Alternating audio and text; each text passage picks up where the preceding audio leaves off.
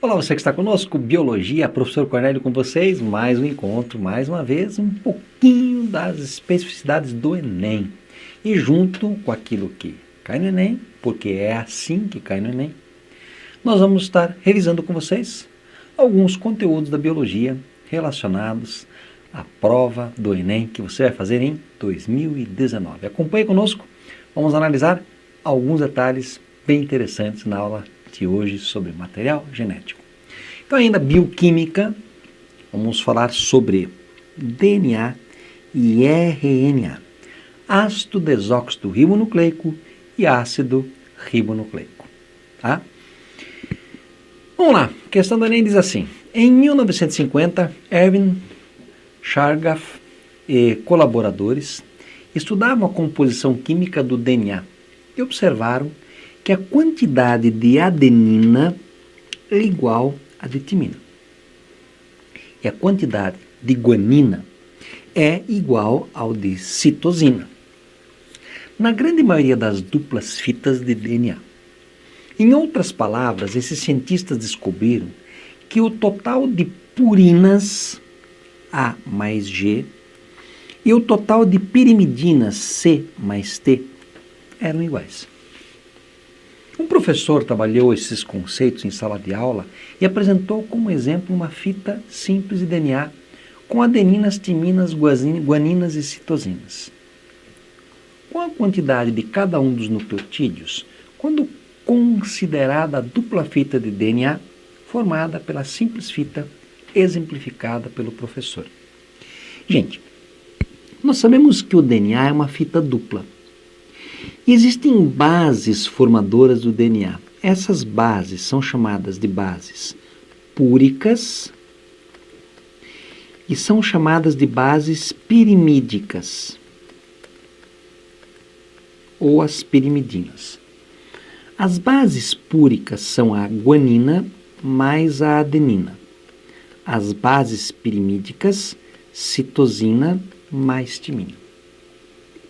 Nós sabemos que na formação da fita de DNA, a adenina se liga por dupla ligação de hidrogênio com a timina.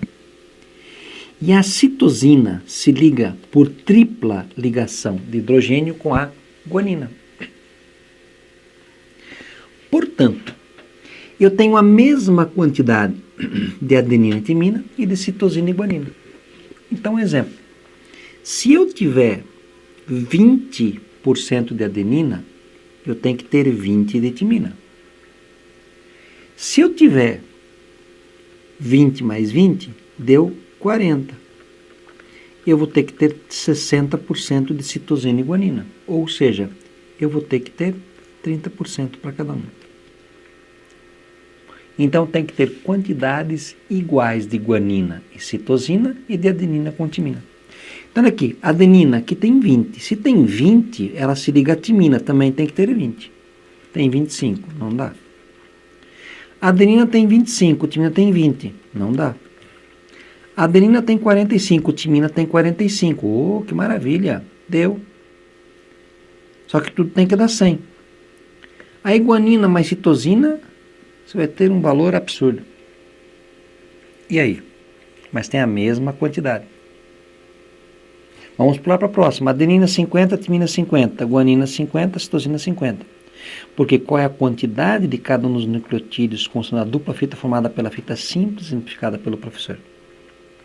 Adenina 55, timina 55, guanina 45, citosina 45. Tá? E aí? Né? Se nós analisarmos aqui qual a quantidade de cada um dos nucleotídeos quando considerada a dupla fita de DNA formada pela fita simples, eu tenho que ter adenina igual a timina. Então, isso aqui eu não encontro, aqui eu não encontro. E eu tenho que ter citosina igual a guanina. Tá? Então, guanina e citosina, aqui eu encontro, aqui eu encontro, aqui eu encontro. E, esse último aqui eu não encontro, né? E aqui, se a gente pensar, a quantidade, 40, aqui também não. Cornélio, mas não deu 100%, mas deu a mesma quantidade. Ó. Pode ser que era em quantidade de base, não em porcentagem. Então aqui eu tenho adenina 45, timina 45, guanina 55, citosina 55. Tá? Então, na verdade, a única alternativa, né, correta é a letra C. Mas vamos lá, falar um pouquinho de DNA. Os ácidos nucleicos, DNA e RNA, né? O DNA, o ADN, ácido desoxirribonucleico, o RNA, o ácido ribonucleico, eles são macromoléculas formadas por unidades denominadas nucleotídeo. O que é um nucleotídeo? Nucleotídeo, eu vou desenhar primeiro para vocês aqui. Você tem um fosfato, que é representado assim, uma pentose, que é um açúcar. Aqui vamos colocar PO4 menos menos. Esse é um fosfato. Pentose, que é um açúcar, é um monossacarídeo de 5 carbonos. E temos aqui uma base nitrogenada. Então, esse é um nucleotídeo. O DNA e o RNA são polinucleotídeos, significam que eles têm vários desses nucleotídeos. Aqui vamos ter, né, a continuidade da ligação. Se for um DNA, essa fita é dupla. Do outro lado vai ter aqui a complementação. Tá? Seria algo assim. São duplas e antiparalelas. Se for o RNA, é só um lado. Então, nucleotídeo, você vai ter no nucleotídeo esse fosfato, PO4 menos menos, mais a base, mais a pentose. Só para você poder entender, porque quando a gente fala em DNA, olha que interessante. Nós falamos na receita. Imagine o seguinte, todas as nossas células têm um caderno de receitas. Esse caderno de receitas tem receitas para fabricar tudo. Por exemplo, o meu olho, uma célula do meu olho sabe fabricar o dedão do pé. Por que não fabrica? Já pensou nisso? Uma célula do meu dedão do pé sabe fabricar orelha. Sabe, sim, tem um DNA para tudo. Mas, obviamente, não está ativado na célula do olho desenvolver orelha. Na verdade, é assim. Esse caderno de receitas eu tenho em todas as minhas células. Quando eu abro uma página, imagine lá que eu abri a página 22, tem lá a receita do bolo de cenoura. Eu vou verificar lá que bolo de cenoura. 2 cenouras médias, 3 ovos, 2 xícaras de farinha, 2 de açúcar, 1 de óleo, fermento químico, etc. Eu vou verificar que essa receita ela foi escrita com uma letra, ou foi digitada. O nosso DNA seria o caderno de receitas. Ele também é escrito por letras, só que no alfabeto só tem 4. A, T, C e G. Então, para você entender melhor, olha só. Nós vamos ter os cromossomos. Nas nossas células nós vamos ter 23 pares. O cromossomo ele é todo formado por, como você observa aqui, fitas. Essas são as fitas de DNA. Se você for abrir o cromossomo, o DNA está enrolado em proteínas chamadas histonas, que estão aqui em amarelo representado. Se nós formos analisando com carinho, aqui, nessa fita de DNA, estão as nossas receitas. Aqui está o A com T, o C com G, o T com A, etc. Pedaços dessas fitas que tem algumas letrinhas, nós chamamos de gene. O que é gene, portanto? É um pedaço do DNA. Para ficar mais claro, é o seguinte, é como se nós pegássemos cada página do nosso livro de receitas é um gene. Ok? Então, a página 22 tem um bolo de cenoura, a página 23 tem um bolo, sei lá, de fubá, a página 24 tem um bolo de chocolate, a página 25 tem o bolo formigueiro, etc, etc. Então, nós vamos ter vários genes que são várias receitas. E agora, nós vamos avaliar hoje o material genético, o DNA. Olha só, olha aqui o nucleotídeo que eu falei. O fosfato, a pentose e a base nitrogenada.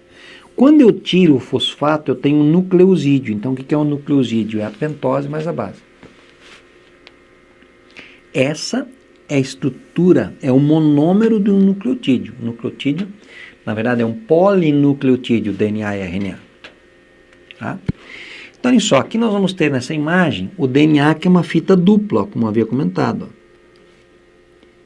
E o RNA, que é uma fita simples. Vocês vão observar que no DNA nós temos timina, citosina, adenina e guanina. No RNA não existe timina. No lugar entra a uracila. A uracila é típica do RNA, enquanto que a timina é específica do DNA. Aqui nós temos uma fita de DNA que está sendo aberta e duplicada. E nós falamos que essa duplicação ela é semiconservativa. Olha só por quê. Vamos imaginar que eu tenho um pedaço de uma fita aqui, A, T, C, G. Aqui ficaria o quê? Ó, T, A, G e C. O DNA, para se duplicar, ele se duplica quando a célula vai se dividir. É na fase de intérfase chamada S. Ele vai ter uma enzima chamada DNA polimerase que rompe essas ligações. Ele vai abrir, ó, A, T, C e G. Aqui, T, A, G e C. E novas bases que vêm da alimentação nossa vão entrar ali e vão complementar essa fita. Aqui, ó, T, A, G e C. Ó, A, T, C e G. Observa que essa fita e essa, primeiro, essa parte de fora aqui era a parte que veio daqui. Essa parte interna é uma nova parte. Ó. Esta fita e esta são rigorosamente iguais. AT, AT, TA, TA, CG, CG, GC, GC.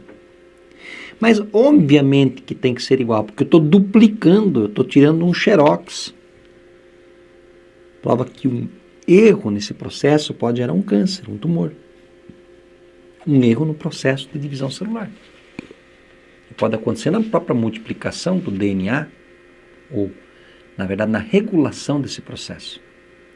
Por que ela é semiconservativa? Porque cada base nova conserva metade do que era da fita mãe. Vamos lá. Vamos comparar aqui o DNA, o ácido desóxido ribonucleico, e o RNA, o ácido ribonucleico. Então, vamos lá. O DNA, a pentose, o açúcar dele é a desoxirribose. E o RNA é a ribose.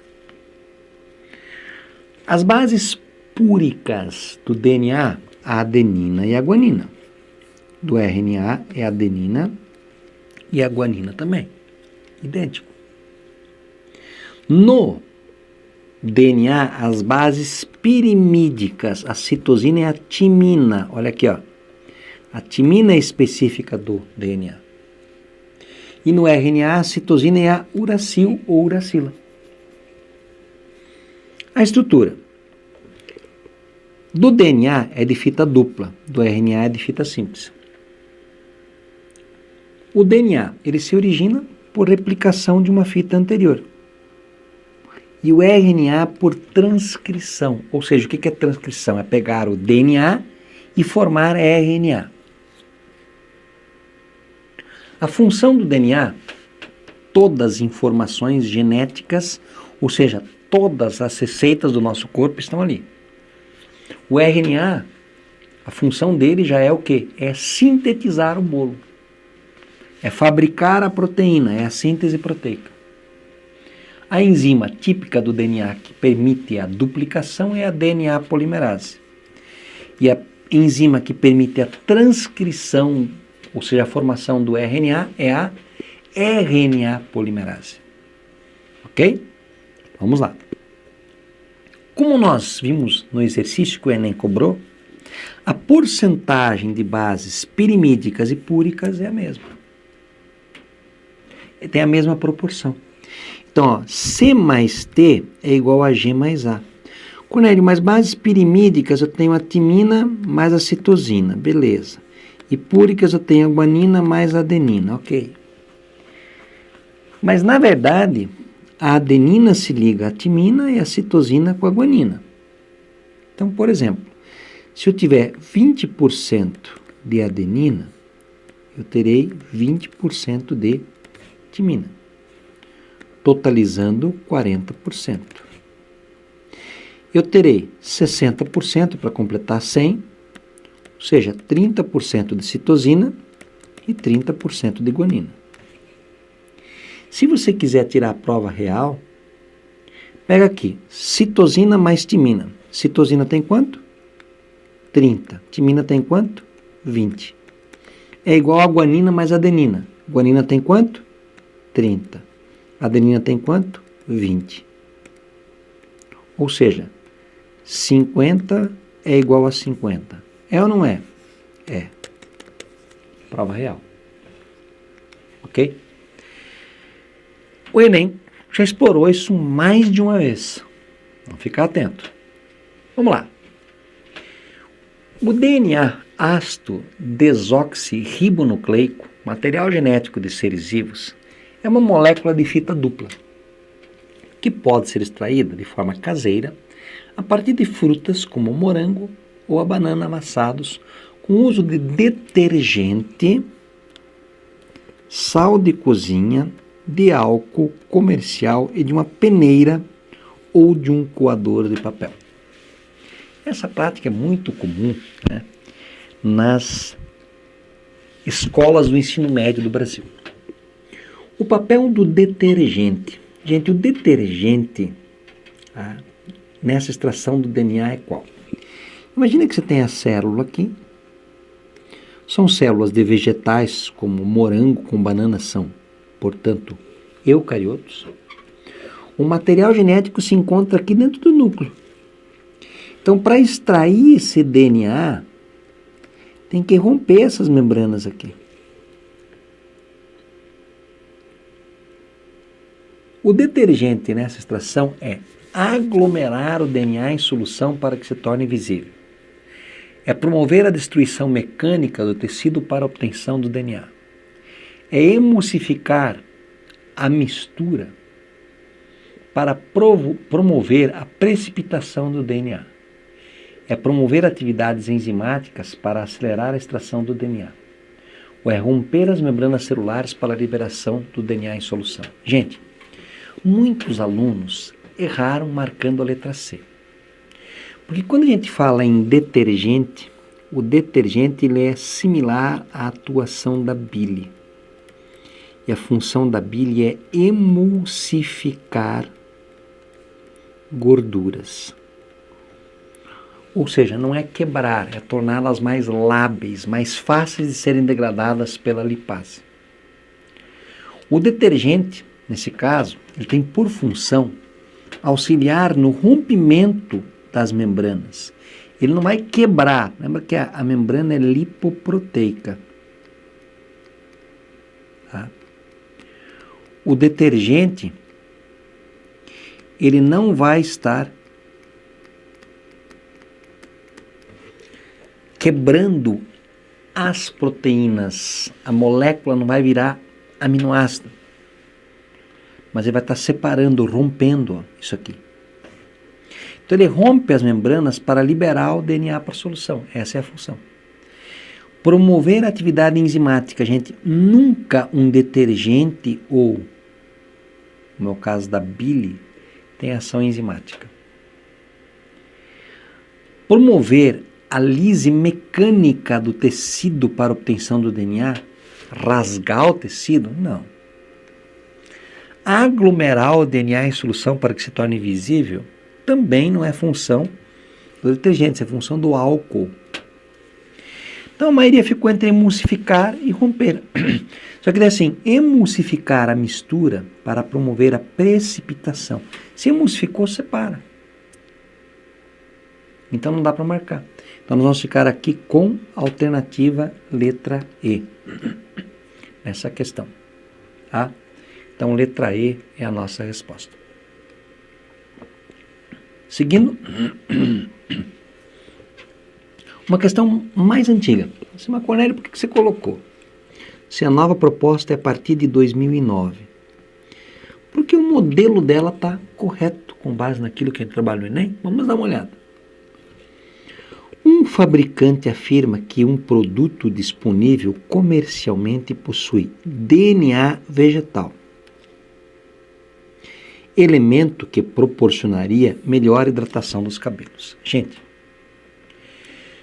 todas as células de qualquer indivíduo, seja ela pró-eucarioto, tem que ter material genético, tem que ter um hialoplasma, um citoplasma com hialoplasma, tem que ter ribossomos e tem que ter membrana plasmática. O DNA, ele é universal, quase universal, ou seja, as letrinhas timina, citosina, guanina e adenina tem todos os seres, ou quase todos. Porque tem vírus que tem DNA ou RNA. Então aqui, um fabricante ele afirma que um produto disponível comercialmente possui DNA vegetal, elemento que proporciona melhor hidratação do cabelo. Olha que interessante.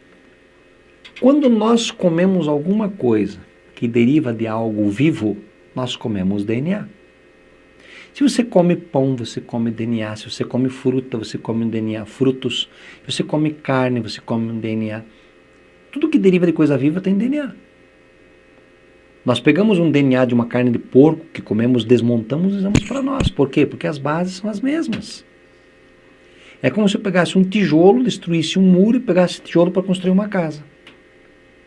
Esse fabricante afirmou que o produto tem DNA vegetal, que permite melhor hidratação do cabelo.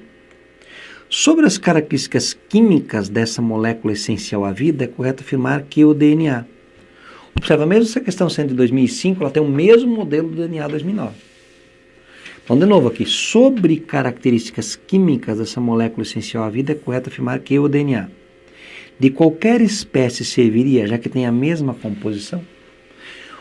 O código genético é um código universal. Se fosse o DNA o responsável por dar essa hidratação ao cabelo, não importaria se o DNA fosse de uma borboleta, de uma vaca, de uma galinha, de um besouro ou de uma bactéria. Porque ele tem a mesma composição. De origem vegetal é diferente quimicamente dos demais, pois possui clorofila. O DNA possui clorofila, essa aqui você descarta. A clorofila é uma proteína que deriva do DNA. Das bactérias poderia causar mutações no couro cabeludo. Olha que falácia. Dos animais encontra-se sempre enovelado e é de difícil absorção. Gente, sempre enovelado e é de difícil absorção. O DNA. Na verdade, o DNA não é absorvido mesmo, tem que ser quebrado. Agora, ele pode estar enovelado ou espiralado ou não espiralado, dependendo do ciclo celular. De características básicas, assegura sua eficiência hidratante. Afirma que o DNA assegura a eficiência básica de hidratação. Um hidratante, de modo geral, se que o DNA tem essa capacidade, é meio falácia, né? Essa retenção de líquido é muito comum, por exemplo, num creme à base de ureia, por exemplo. Aqui é um sal. Então, na verdade, a alternativa A, que podia usar DNA de qualquer espécie, porque a composição é a mesma, seria a nossa alternativa correta. Então, vamos ficar aqui com a letra A. Ok? Então, assim nós mostramos para você, é assim que o Enem cobra. É assim que cai. Então, observem que, claro, nós revisamos alguns aspectos conceituais importantes, mas destacamos realmente aquilo que o Enem tem cobrado. Um grande abraço, bons estudos a todos e Eu acredito no teu potencial. Valeu, galera.